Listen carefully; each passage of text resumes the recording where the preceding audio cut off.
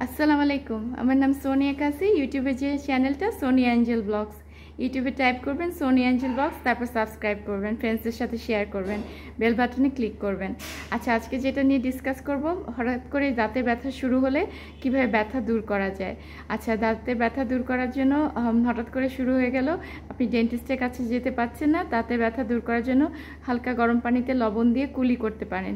আর তাছাড়া আরেকটা হচ্ছে দাঁতে হাইড্রোজেন পারঅক্সাইড, এটাও দাঁতের জন্য ভালো, দাঁতের ব্যথা দূর করে। আচ্ছা, লবঙ্গ বেটে দাঁতে পেস্ট করে লাগালেন, সেটা তো দাঁতের ব্যথা দূর হবে।